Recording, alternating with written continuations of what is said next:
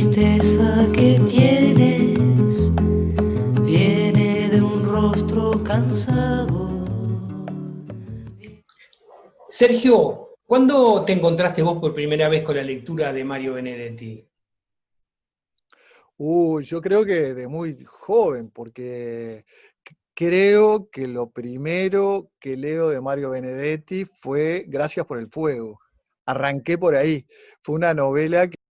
a mí en su momento me gustó mucho, me incitó a pensar, y después, sobre todo, bueno, después empecé a leer la obra de Benedetti, no puedo precisar desde cuándo, pero sé que era muy joven, prácticamente adolescente, en una lectura en aquel momento, y dentro del boom se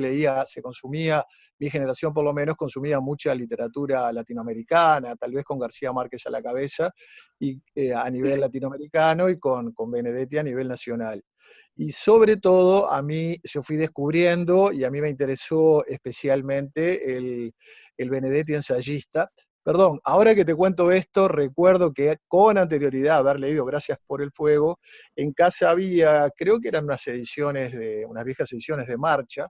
y ahí había publicados poemas de Benedetti, sobre todo poemas de oficina, que yo los leí con mucha, con mucha avidez. En aquel momento con amigos lo conversábamos, porque de alguna forma representaba ese espíritu en todos atravesábamos, porque todos trabajábamos en ámbitos más o menos administrativos en aquella época, te cuento de mis 17, 18 años, y de alguna forma leerlo era encontrar un espacio de libertad y de comprensión a esa tortuosidad que sentíamos por estar encerrados entre paredes y entre máquinas de escribir.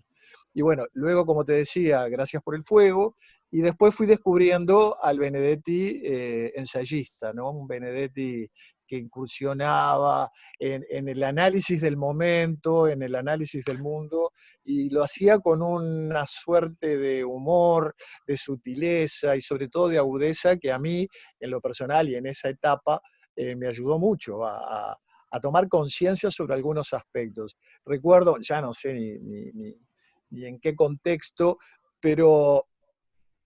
una idea que a mí me significó descubrir, por ejemplo, que bajo un erróneo manto de tradicionalismo, nosotros cantábamos Jingle Bells y adornábamos nuestros pesebres, cuando la mayoría de nosotros no habíamos visto una montaña, con nieve y bueno, con toda esa artificiosidad,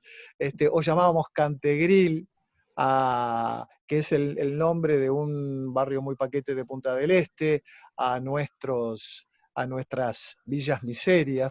¿no? por referirlas con un ejemplo argentino, y bueno, y empieza como a bucear en esas aparentes contradicciones, pero que están tan absorbidas por el, entre comillas, sentido común, que van adormeciendo de alguna manera los tiempos de pensar, ¿verdad? Y bueno, y Benedetti tenía esa particularidad, esa agudeza, ese aguijoneo, que de una simpleza total, porque era un lenguaje muy simple que él utilizaba, pero no por ello menos profundo, desde una simpleza total por lo menos en mi caso así fue, a abrir mentes, ¿verdad? Entonces, yo creo que se convirtió en una referencia. Después, con el tiempo, tal vez lo leí menos, él se fue haciendo cada vez más popular, pero sin lugar a dudas también desarrolló una faceta política, y con el comentario preciso, el comentario justo, con ese tinte siempre poético que hacía que su visión del mundo siempre fuera muy, además de muy justa, muy estética. Son tus recuerdos malos.